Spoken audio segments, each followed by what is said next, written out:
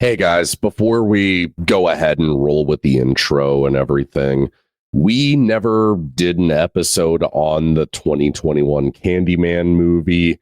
So, just given the fact that Tony Todd tragically passed away at the end of last year and Final Destination Bloodlines is going to be the last on-screen appearance of him, we just wanted to do one quick intro to pay tribute to one of the greatest actors in all of horror history at this rate. I mean, he's an icon. So we just wanted to spend like a couple of minutes just talking about how great Candyman is, just because that's his classic role that I don't think you could ever replace him in. And also just our favorite movies that Tony Todd has been in. So, Mike, when did you first watch Candyman? To be honest, I watched it for the first time the weekend that the requel came out because it was essential viewing. I actually watched it for the first time, I want to say 6 years ago. And I feel like it's one of those movies that the older it gets, the more people start to know about it and start to go out and get the Scream Factory Blu-ray or the 4K. And honestly, when I found out in December that he had passed away, I was like, no, I'm not watching anything else. I'm watching Candyman tonight. And honestly, it's a really depressing movie, but at the same time, it's so gory. It's so well done. The social commentary is so well implemented into the story where it doesn't drag it down or detract from it, or it's distracting or just, too on the nose and obvious. No, it's super well done. And his acting in that, like, as soon as he walks into frame and he's telling Helen, be my victim. Like, I can't do it. I don't have the voice he does because he just sounds menacing and badass. But, it's just an iconic introduction to one of the best slasher villains of the 90s, really. Like, he's up there with Ghostface for me. And, I'm going to do my damnedest to watch Candyman at least on a year, maybe on the anniversary of his passing, to be honest. I mean, that's a pretty good tribute to the man who has had a very, very celebrated career for the types of movies that he enjoys. Well, it's not even just like horror in general. Like, he's had so many roles in television. I mean, he's been on Star Trek. He was recently Venom in the Spider-Man 2 video game. He was just in the new Indiana Jones game. Like, the dude's clearly got an amazing reputation. But basically, me and Mike, we decided off air to pick two completely different movies from each other. And weird enough, we both haven't seen each other's picks. So I'm going to let you go first, Mike. So the movie that I chose was a small little slasher that came out in 2018 called Hellfest.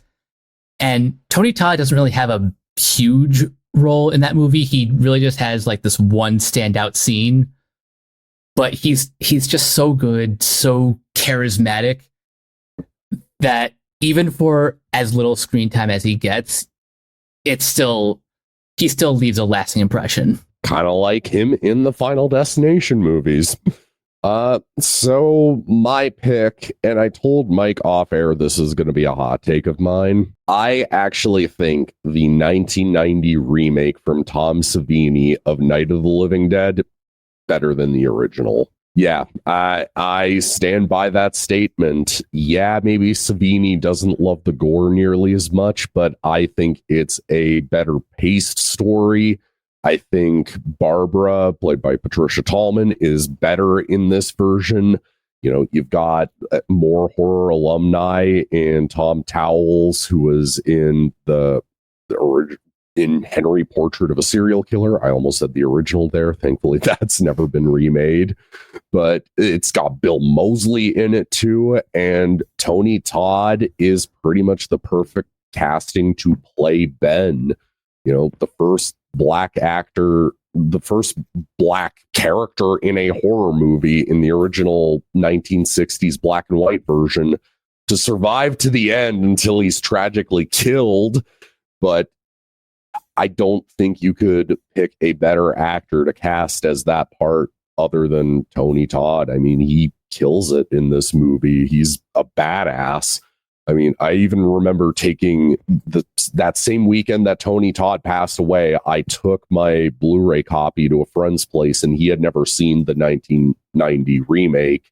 I was like, dude, I honestly think this is better than the original, so I'm just going to start you here and see how you like it. And he really dug the movie. Nice. So just without further ado, we're going to cut into the Final Destination review, but this is going to be the one time we get to cover one of his movies. And before we roll the intro, out of both of us, RIP Tony Todd.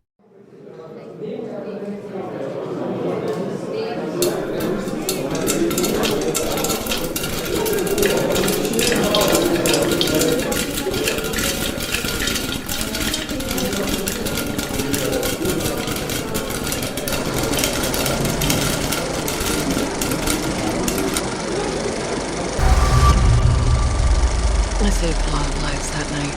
Everyone needs to get off the dance floor! Lives that were never meant to be saved. But Death doesn't like it when you mess with his plans. This book, it will show you everything you need to know to keep our family safe. It all started with Grandma. Death is coming for us because we were never supposed to exist. Watch out! Only by embracing death will it pass you by. Maybe Death's not actually coming for our family. Because that would be crazy. Good luck.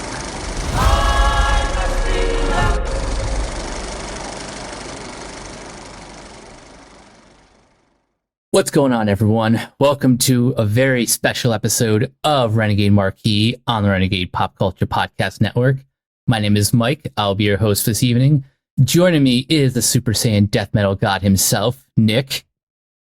None of these movies are quotable, so I have no intro for myself. Yeah, we are talking about Final Destination Bloodlines, the sixth film in the Final Destination series. So before I get started, I'm going to alert everybody that I'm probably not going to be the most thrilling to hear from on this episode because my experience seeing this movie in IMAX, no less, was fucking bullshit. This is going to be... Do you want to kick things off with your theater etiquette?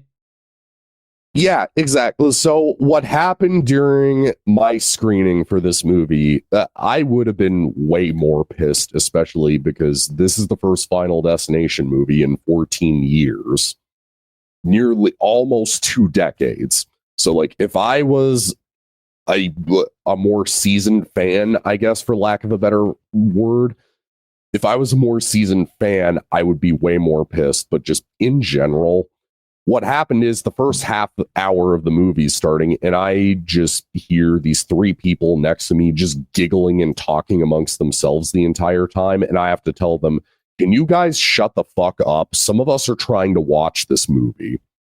And then they shut up for, I want to say, maybe about 20 minutes. And then they just went back to it. And then even the 2 people sitting next to them at the end of the aisle, even they were starting to get irritated. I actually saw them outside and I talked to them a little bit about the movie afterwards. And I had mentioned how annoying those 3 people were and that I had told them to shut up. They had actually really appreciated that I had said something. I wish I would have kept saying something throughout the rest of the movie, but it's a breezy hour and a half, hour 45-minute long movie. So I just said, you know what, just fucking get through the rest of the runtime, maybe try to go see it again. But just full disclosure, if you can't shut the fuck up during a movie or put your goddamn phone away, you are a problem. Do not hang out with us, period, because you are a pain in the ass. You are an asshole. We don't want to go to a movie with you. Well said. Movie theaters for me are basically church. You have to respect the people around you and the very thing you're going to see. Well, at that point, too, you might as well just wait for the movie to come out on Netflix or come out on Amazon Prime at that point if you're just going to talk during it, especially if you're going to bring in like outside alcohol anyways. So it's like, no, fuck off. Yeah. But with that out of the way, I kind of gave a bit of the game away that I am not a seasoned fan with these movies. So, Mike, how did you get into the Final Destination movies if you're also a newer fan like I am? So, to be honest, this is the first year that I've seen all, like, the entire series. It's always been one of those franchises that I've been aware of because this is a pretty popular horror franchise that's been like around throughout the entirety of the 2000s. But given the state of horror in the 2000s, I just never really gravitated towards it until obviously leading up to this movie. So mine's kind of different from yours, and I kind of have to give away what the worst one in the series is for both of us, but I unfortunately can't tell my history of these movies without even saying it. So back in 2009, at the end of August, was the release of Final Destination 4 and Rob Zombie's Halloween 2. And I just remember both of those movies being critically eviscerated to the point where for years, honestly, because of the negative hype between both of those movies, I at least ended up watching Rob Zombie's Halloween 2 at some point. I have a big hot take about that movie. It's not as bad as people make it out to be. But it's still not good, but it's not as bad as people make it out to be. It's not this abomination people are saying it is. But honestly, because of the reception being so bad to part 4, I basically went nowhere near any of these movies until this year. So as an excuse to show off copies of movies that people won't be able to see, let's start with our thoughts on the original 2001 movie, which I'm showing Mike my badass VHS copy. Yeah, that VHS is badass, but the first movie is a classic. It has a like awesome premise and really just sets the tone for the rest of the movies going forward. Like it has a great opening sequence that really just establishes the rules of the rules of the game, or as it's described in the movie, Death's design. Well, one aspect you didn't bring up there that I think adds to how fun this movie is that the fact that this was originally an X-Files episode. It was a spec script meant for the X-Files because Glenn Morgan and James Wong and Jeffrey Reddick for that matter, they were writers for the X-Files, and they tried to submit this. Like, how much fun is it to try to pick out who's Mulder and who's Scully during the cop situations? That adds to a bit of the fun for me. Oh yeah, that's a good point. And also it just helps that there's so much horror alumni in this. I mean, Devon Sawa was awesome in pretty much everything I've seen him in, like even The Fanatic, directed by our Lord and Savior Fred Durst. In all seriousness, like even he's good in that movie. I mean, Kristen Cloak from the Black Christmas remake from 2006, she's in this. And fun fact, she's actually married to Glenn Morgan, the director of that movie. But yeah, the thing with the original Final Destination is that the deaths feel more, they're not as over the top as later movies really are. Like, this one plays it the most straight of the five, I think. And then it feels like once you get to part two, that's where things start to become way more over the top. But just in general, I'm surprised that the first movie has as low of a Rotten Tomatoes score as it does for it being as popular as it is. Honestly, same, especially looking at this series with a lot more affection than critics certainly did back in the 2000s. But I guess there's no better way to transition into the next movie, which doesn't have a fancy. At least we can throw the angry video game nerd a bone and acknowledge one of his nitpicks about sequel titles. At least the Final Destination series has the nerve to keep numbering its sequels until 5. So, part 2, one of my famous hot takes. I actually think this is the best of the series. Agreed. Like, it's got the best opening sequence. That is the best car crash sequence in all of cinema. Like, the one thing I forgot to mention with the first movie, these movies are not scary. They are fun popcorn movies. They are movies you do not take that seriously or try to overanalyze, and you just accept them for what they are, and you just have a fun time. This is honestly the closest that like modern cinema has to slapstick comedy, but with a horror tinge. Pretty much. I mean, like, realistically, logs probably wouldn't bounce like that if they dropped off of a truck the way they did in that scene. Doesn't make it any less terrifying. I mean, I don't even think I told you this, Mike. Last week, because I just started a new job, fun fact, I was getting my route going from my new job, which is a little bit further, to my gym. I was getting my route figured out, and I went to see Final Destination Bloodlines the next day. But during backed up traffic, you want to know what I saw, Mike? A truck full of nothing but wooden pallets. And I was like, I am getting in the other lane in case something breaks and something comes flying at my windshield.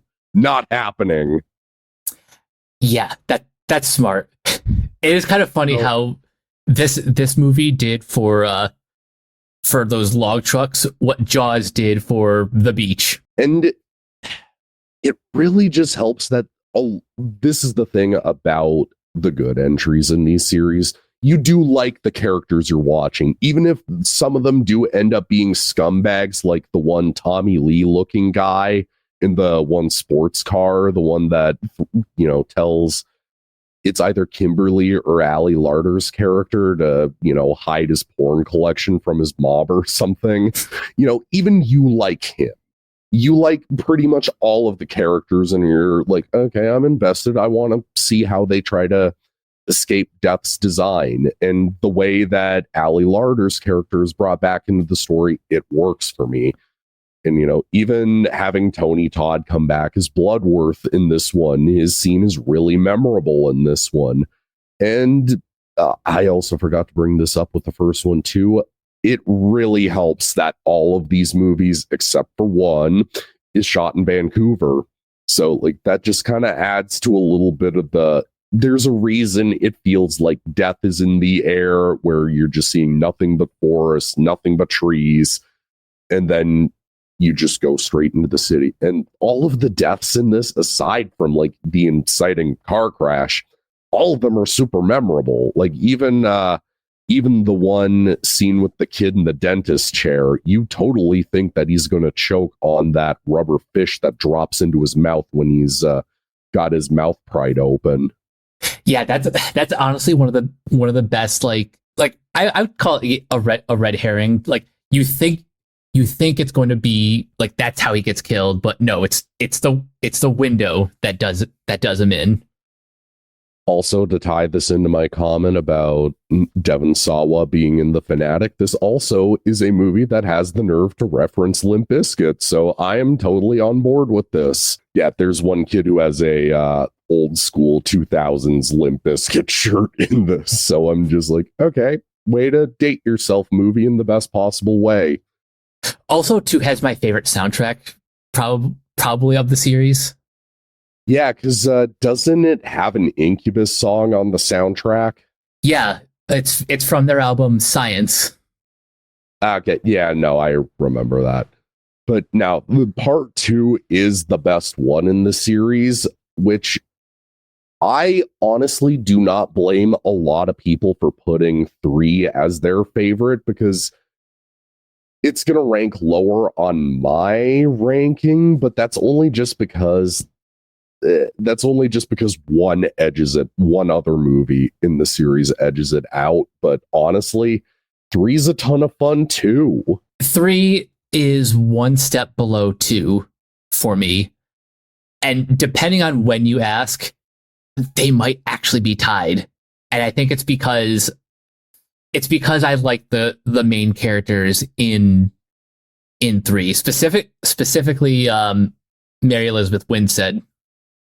I think this was the first thing I ever heard of her being in when I was in middle school. Like, this was kind of my introduction to her.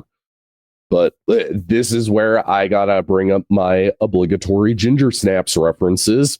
We have actors from Ginger Snaps in this movie.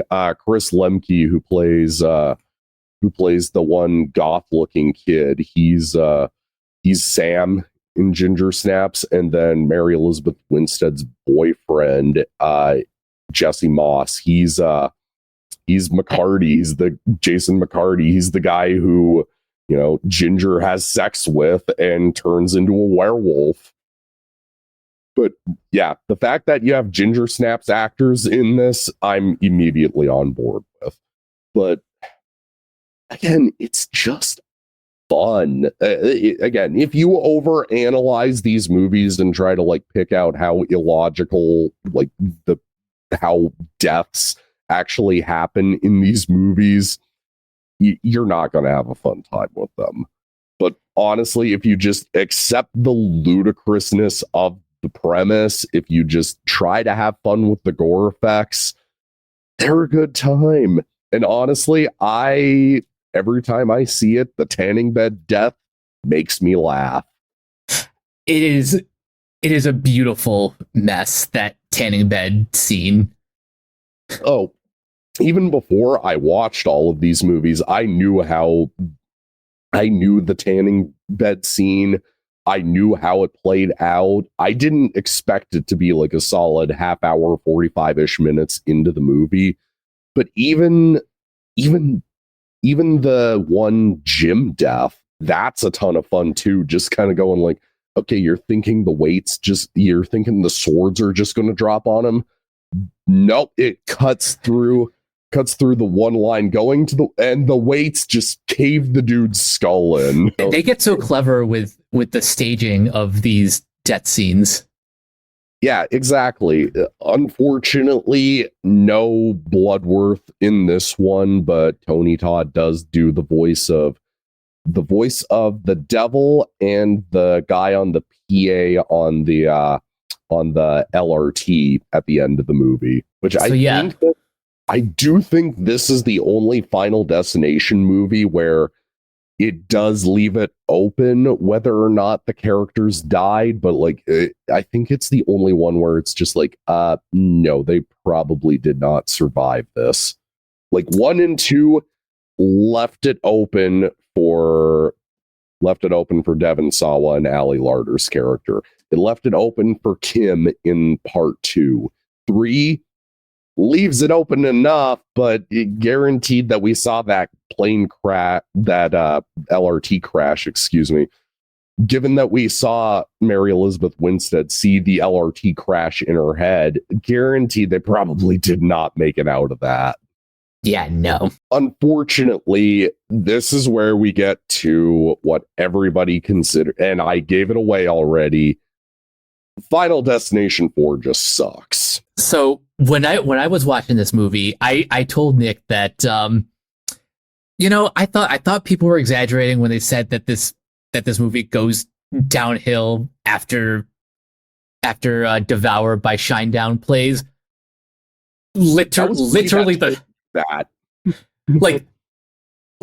the second after that needle drop ended, everything just went to shit. Yeah, the Final Destination 4, Jesus Christ. So this is the first entry in the series to be in 3D, because you got to remember in 2009, this is when the 3D craze went into full gear. Honestly, I'm just going to kind of just rapid fire my reasons why this movie sucks. The characters aren't very memorable or likable. There's no actor that ends up going on to be either a bigger celebrity or horror alumni. The kills aren't that great. They're not even that gory. And when they are gory, it's usually pretty CGI'd to death. And just the inciting accident, it's just not as memorable or as exciting as the other three movies at that point. You remember the plane exploding in part 1 and how cool that was. You remember the car crashes in the second movie and how cool that was. You remember the roller coaster in part 3 and how fun that was, and just kind of how that, all pun intended, went off the rails. Here, just watching a NASCAR crash gone wrong, not nearly as exciting. Yeah, they picked the most. I want to say they picked the most predictable place to have a big death premonition, because everyone already knows that there are crashes at NASCAR. And just in general, going back on one of my points, the deaths in this one are lame. The only one I genuinely remember is because it's so bad that it's funny. Was when the racist guy, he tries to go set up that one cross to burn on the black guy's lawn, and then his truck starts playing Why Can't We Be Friends?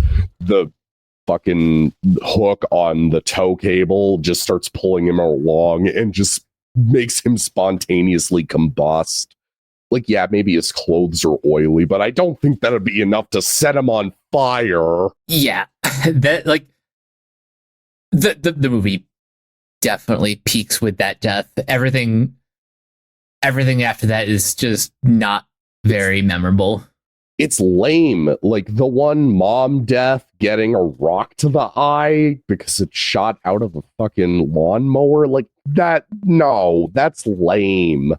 And this doesn't even look like it would have been fun in 3D even the last act in a movie theater just does not look that great. It's not that entertaining. Even when the one girl's getting pulled into the escalator, it's just not impressive from the gore factor. If the Final Destination 4, it's the one movie in this series that you can genuinely go, skip it. You can literally, that's what I ended up doing. I was like, do I even want to watch part 5 after this? Just because 4 sucked so much. Thankfully, 5 picks things up significantly.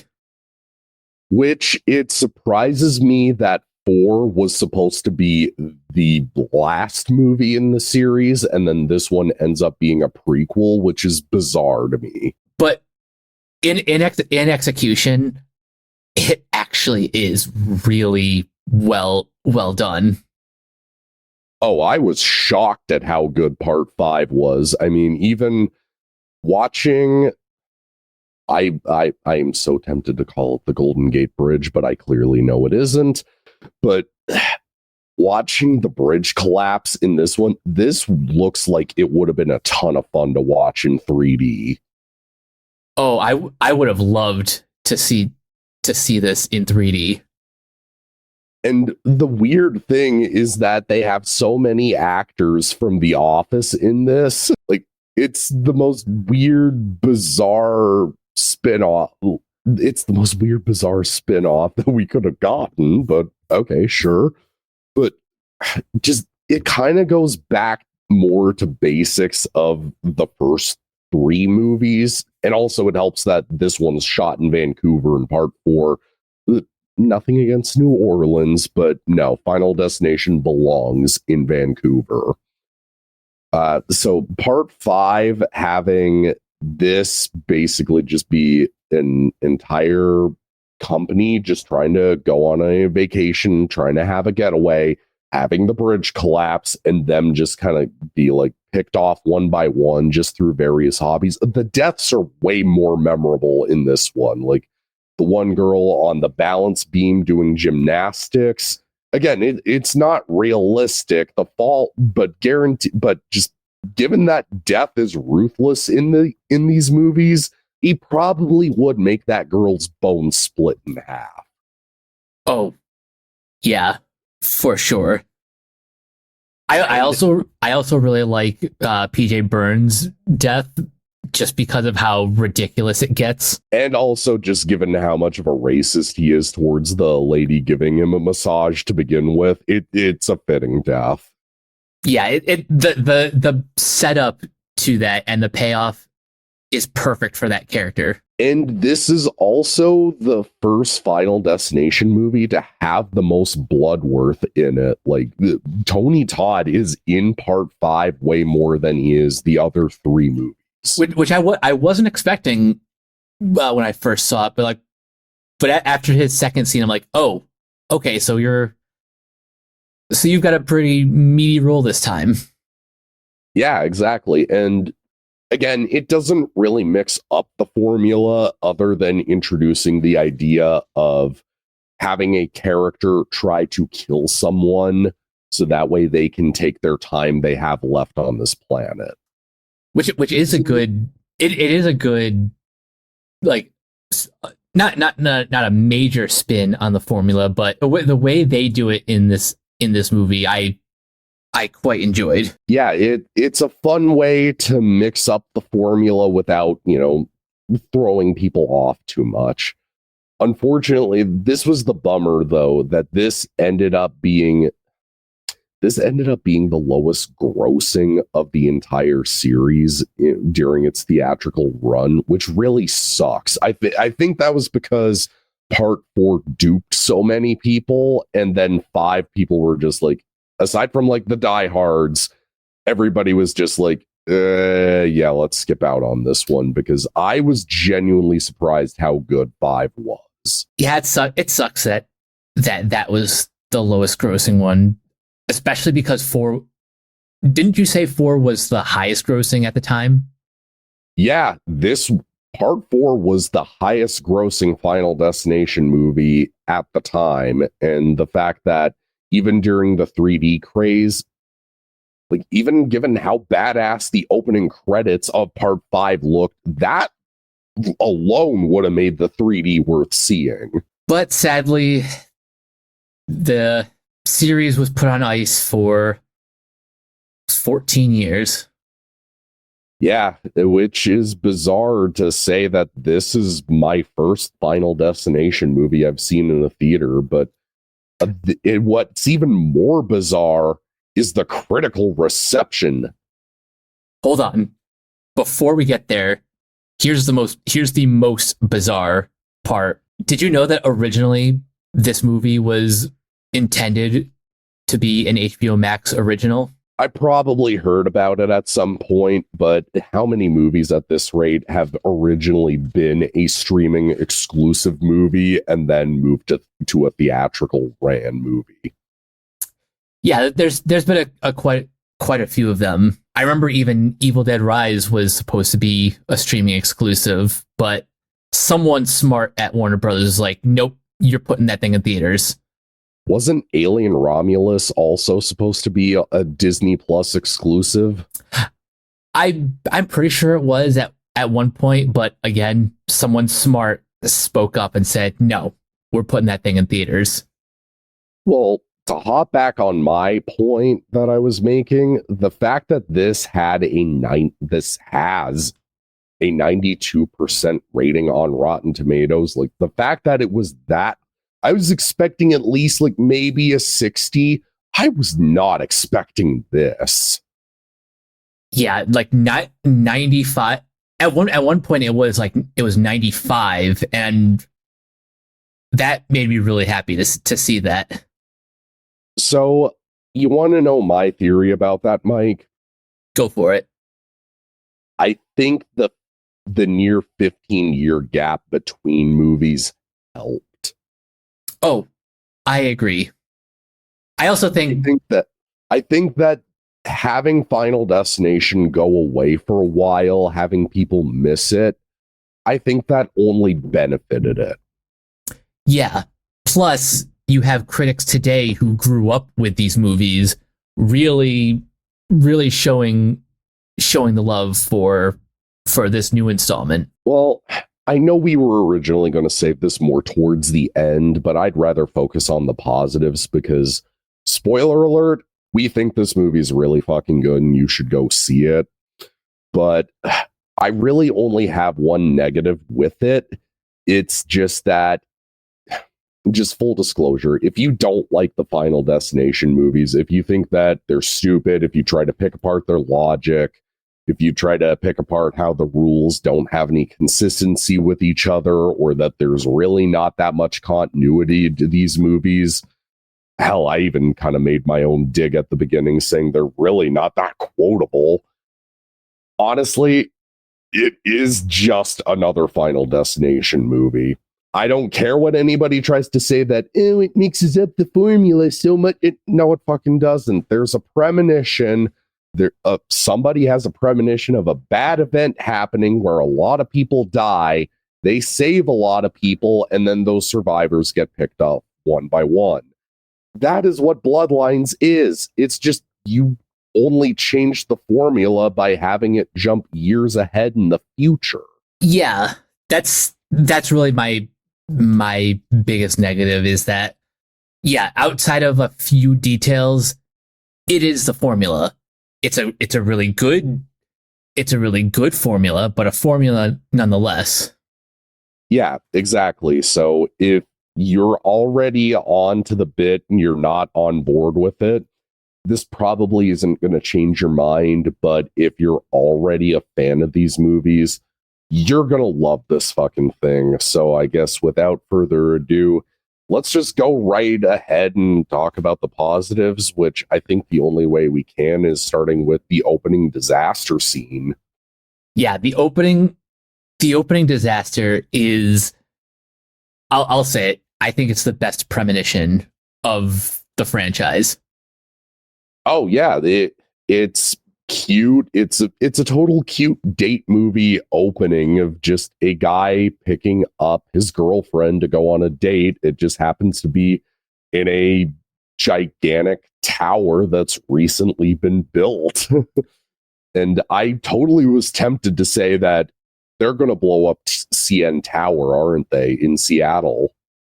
I thought that was supposed to be like the Space Needle, but and I'm pretty sure that was like an influence on the design, but like just the way they executed all of that from the set design to the stunt performers, it's just incredible. Yes. Yeah, the entire time I was just going like, okay, when's shit gonna go down? Like, what's gonna be the thing that makes everybody in this building die? So I was just sitting there going like, this is well shot, so I'm just waiting for shit to go down. And then, you know, it still has its cute date movie moments where he's proposing to his girlfriend on the top of the tower.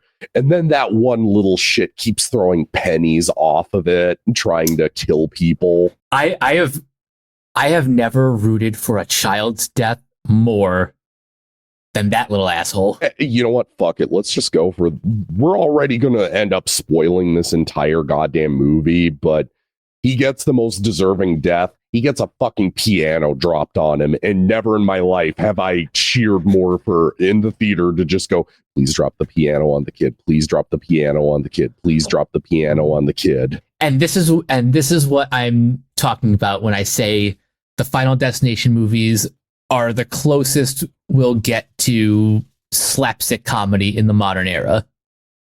Pretty much. I mean, that's why I said I don't really, these are good gateway horror movies in the fact that they're not scary. They're entertaining.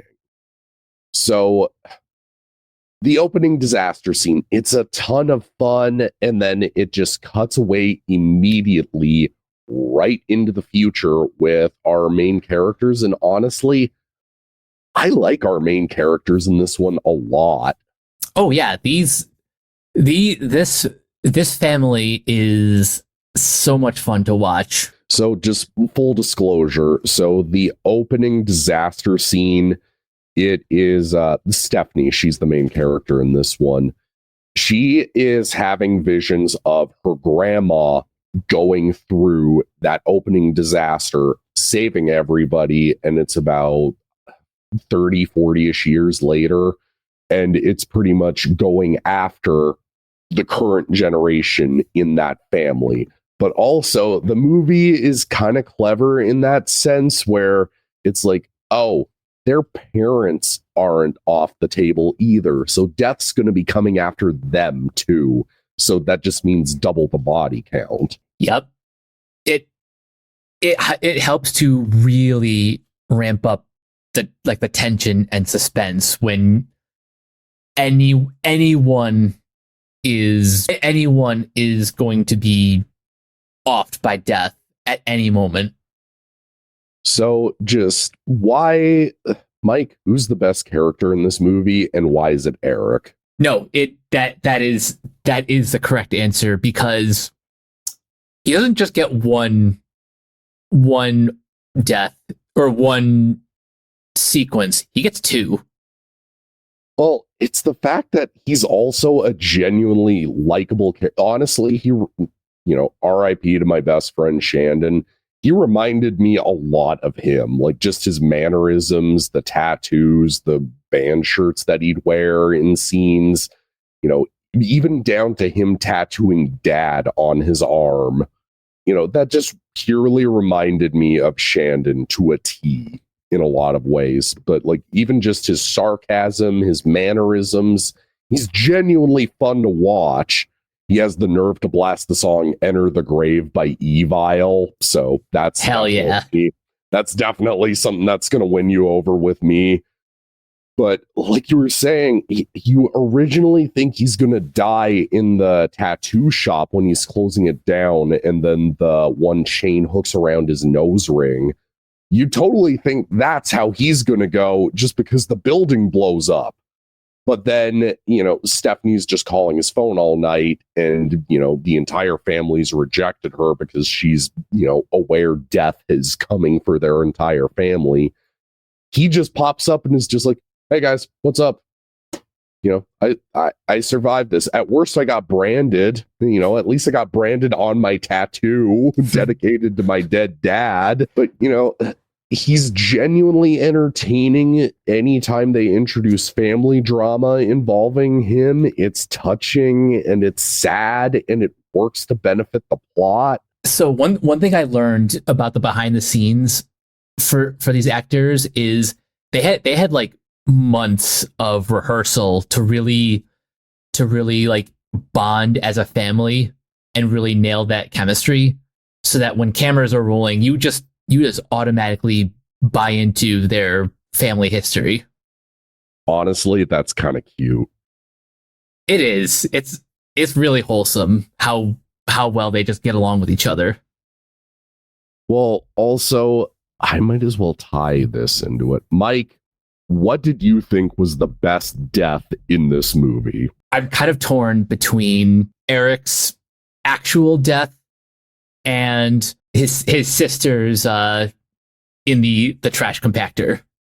The garbage truck death. That is my favorite, honestly. Just the way it's, again, this is like right after We find out Eric survived. He's okay. Just his phone's destroyed. He just went to the hospital. It's perfectly okay.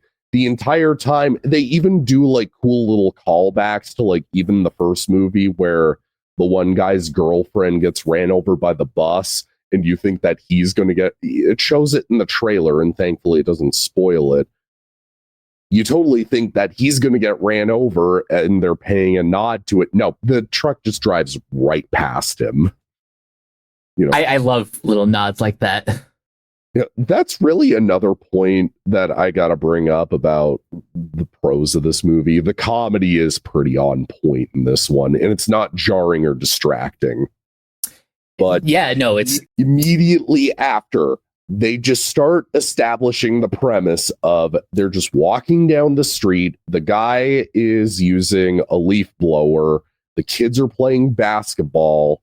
And you think that, you know, the leaves are going to blow into the kids' faces and the basketball's just going to go up in the air, hit Eric, put him in the garbage can, and it's going to throw him in the garbage truck. His sister is about to go on a jog, and they just keep talking, they keep walking, and you see it as a background gag. The leaves blow, basketball goes up in the air, hits the sister in the face, goes in the garbage can, ends up in the garbage truck. brilliant. That is good setup and payoff, and it's funny. Like, that genuinely works. So something else that I really like is the tiny character details, like Bobby's peanut allergy. Yeah, that was a good setup for his death too, even because, you know, you're going to have to just, I don't want to jump too far ahead, but the way it ties into his death and to try to get them all to go to the hospital, you know, they're just the entire setup of them trying to figure out, okay, how are we going to try and kill Bobby, but, you know, revive him so that way he's off of death's list. The way they set it up, you totally think that he's either going to get crushed by the vending machine. But no, they just set it up as a thing. Don't let it escape your head. Just keep it as something that you notice in the background. But we'll give him his peanut allergy. We'll let him have his peanut allergies. We'll let him have that. And then just, I don't know how realistic this is, but I don't think an MRI is going to be that magnetic. Yeah, probably not. I mean, medical technology has gotten better over the decades, but I don't think it's gotten to the point where an entire hospital will be magnetized. Although it does make for a very entertaining sequence. Yeah, and it's gruesome. Just seeing Eric's bones pop out of his body the way it does, and just see it makes for a memorable death scene. And just going back to one of my points, the comedy in this just works so well in this, and the entire pacing in the movie. This is probably the longest Final Destination movie. It is the longest, clocking in at 110 minutes, but you never feel that runtime. Now, even despite me going on my rant at the beginning, dealing with some obnoxious audience members, the movie went by really fucking quick. And that's just because it's paced really well. The characters are all enjoyable, and just each death sequence is just incredibly entertaining. Well, and also just the entire setup of a lot of these deaths, going back to the beginning of the movie, it proves why pennies are worthless and should be banned. Yeah, seriously. Yeah, so the one little kid who is dropping pennies on top of people at the beginning off of the tower.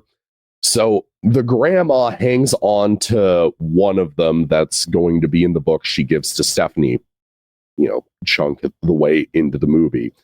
So the penny ends up dropping outside of the hospital, and I might as well jump into how this ties into the ending.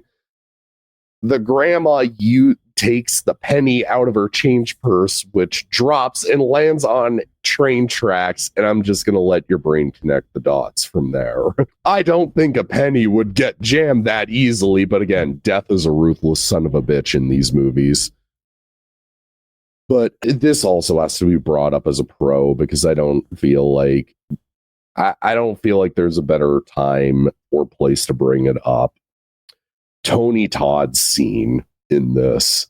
I was counting down I was just waiting, like, when's he gonna show up? When's he gonna show up? And I had a sneaking suspicion how he would tie into the opening disaster scene.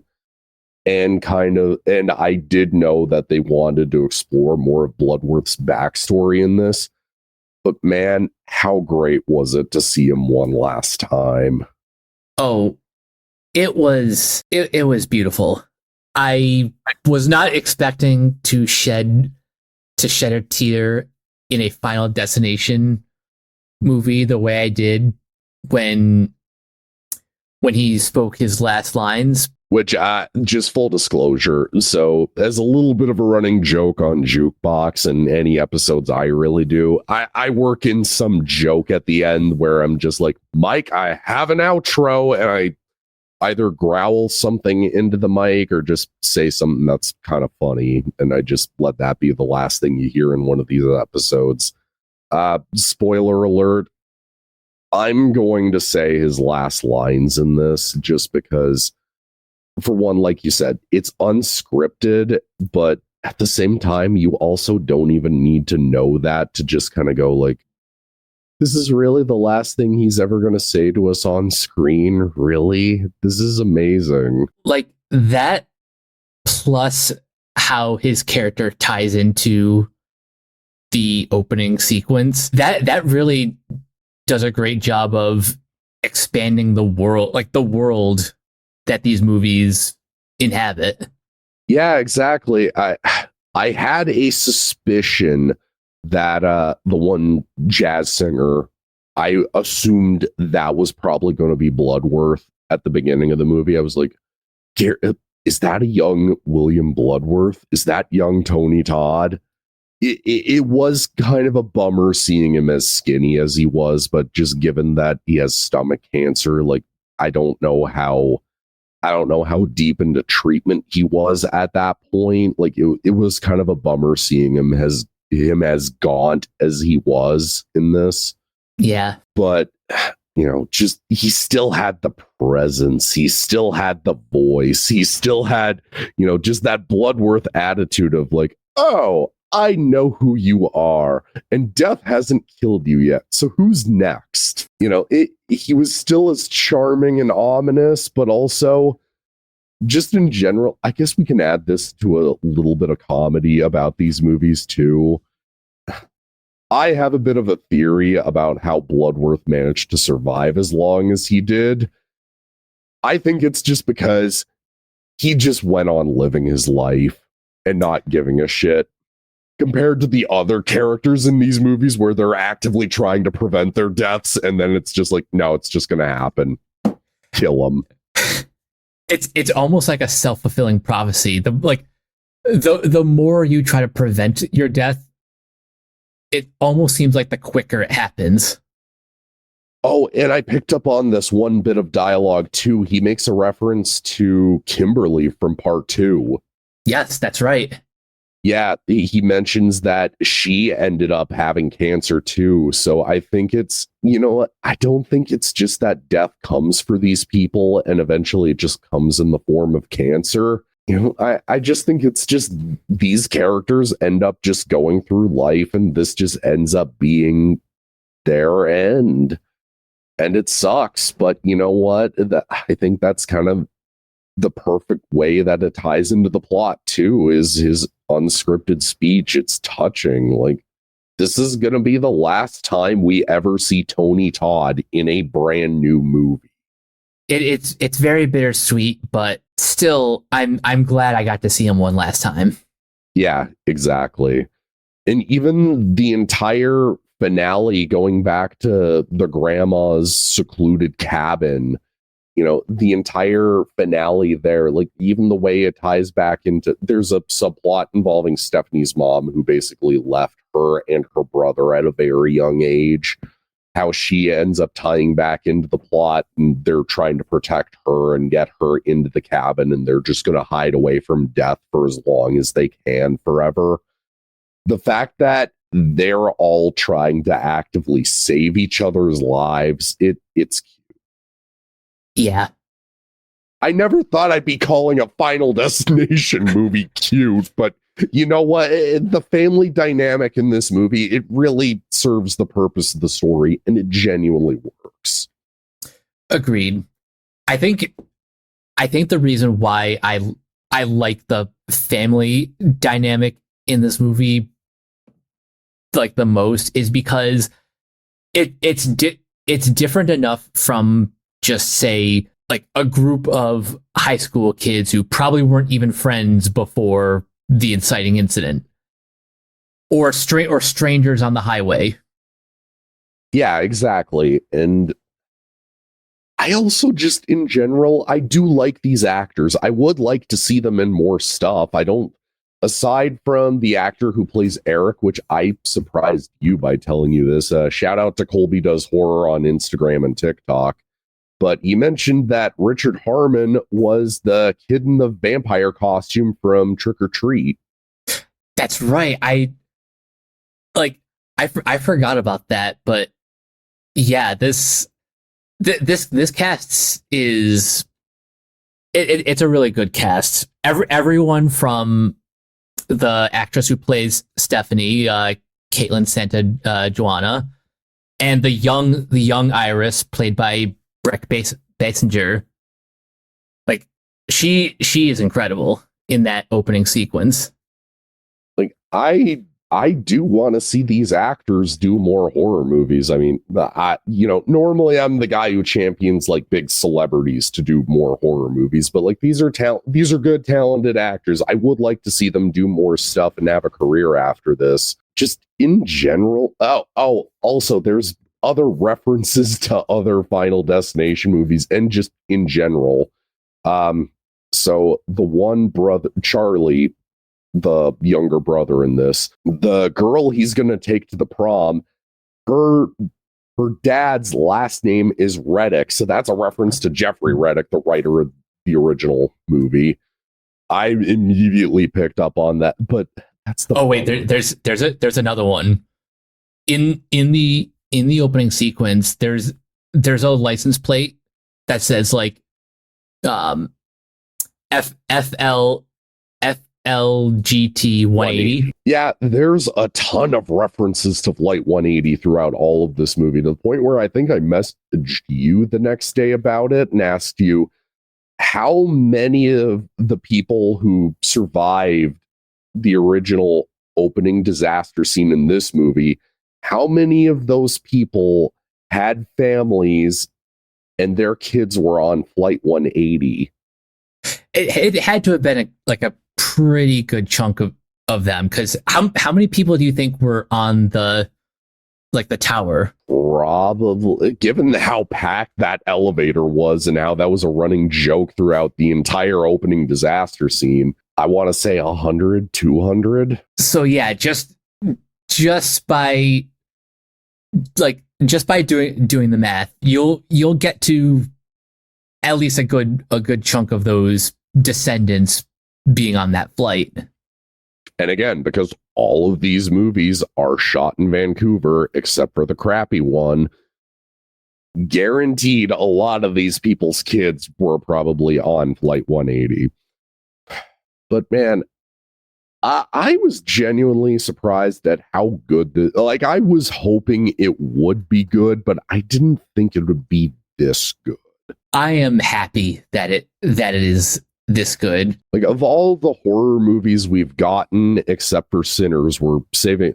Full disclosure and spoiler alert, we are going to be doing an episode on modern horror movies in the 2020s. We're calling it the new golden era of horror. Like, aside from Sinners, this is probably my second... I'm putting it above Hard Eyes. I haven't seen Companion yet, And there's some stuff that's come out this year that I haven't gotten to yet, probably. Stuff that's on Shudder more than likely.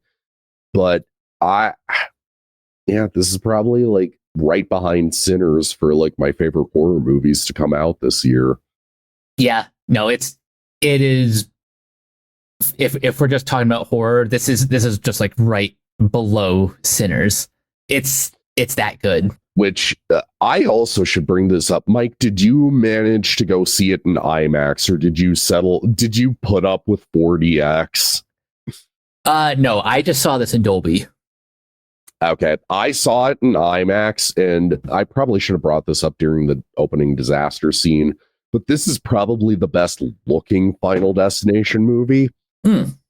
I would say, unless you're a diehard fan, you probably will be fine if you just see it like in a regular theater, like Dolby, like you said, or if you just wait for it to come to streaming, or just wait for, be like me, be a lunatic, wait for the Blu-ray.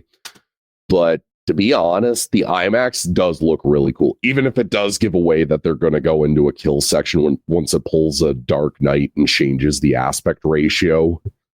Oh.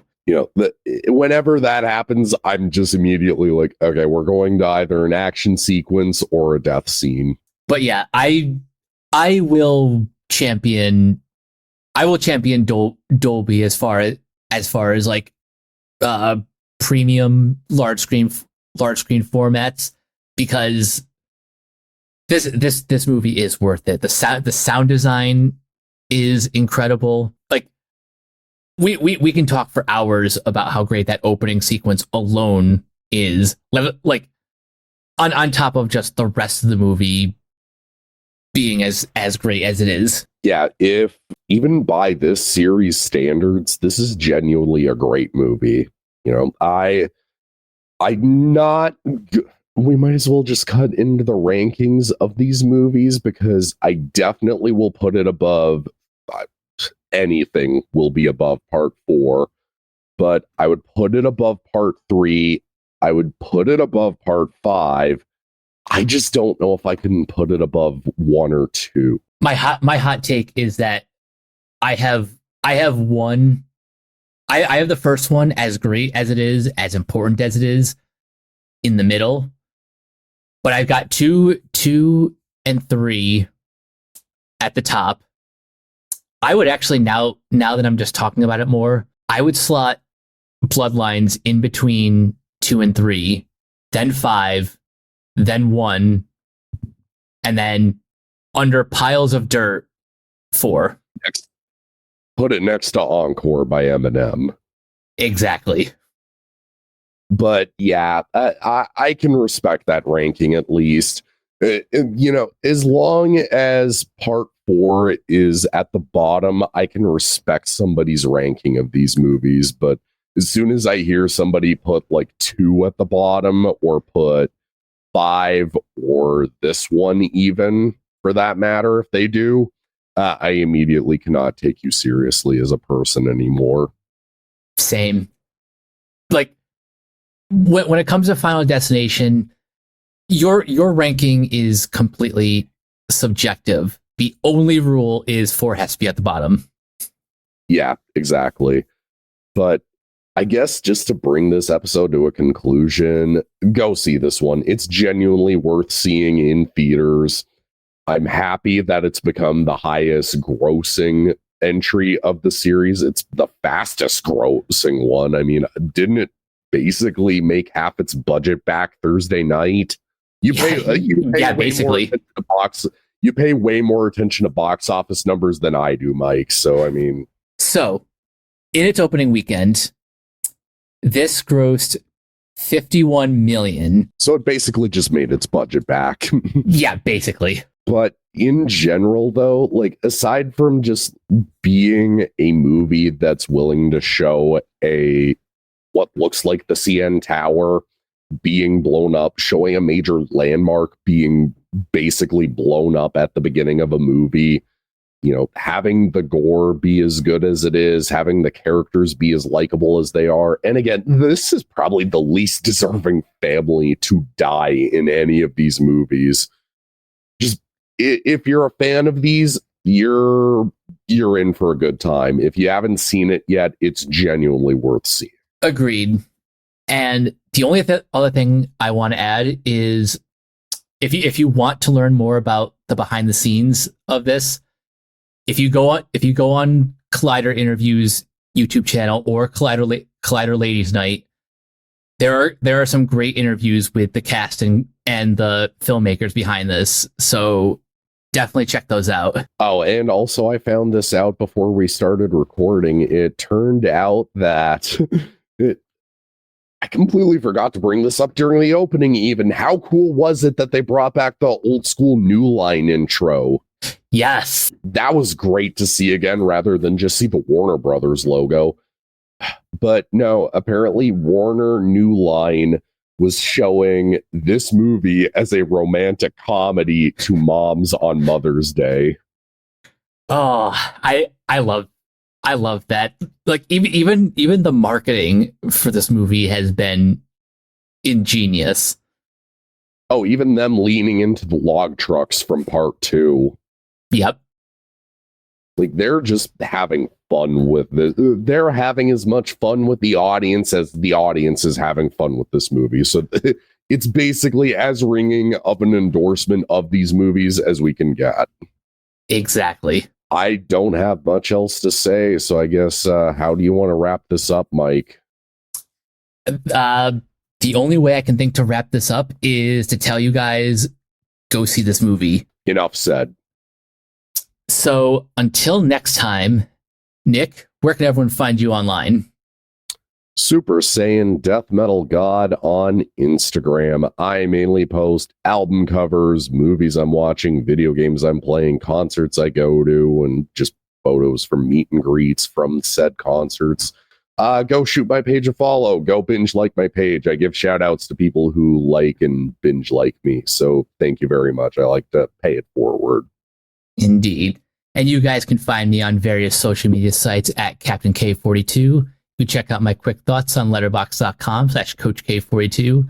And you can follow Renegade Pop Culture on Facebook and Blue Sky at Renegade Pop Culture. You can also find us on YouTube, on Podchaser. Consider supporting our Patreon at patreon.com/Renegade Pop Culture. Listen to all of our podcasts on Spotify, Apple Podcasts, or wherever you listen. And last but not least, everything can be found at renegadepopculture.com. In escape, so do we. That'll do it for this episode of Renegade Marquee. We will catch you guys later. Nick, take us out. I intend to quote the king here. I intend to enjoy the time I have left, and I suggest you do the same. Life is precious. Enjoy every single second. Good luck. Rest in peace, Tony Todd.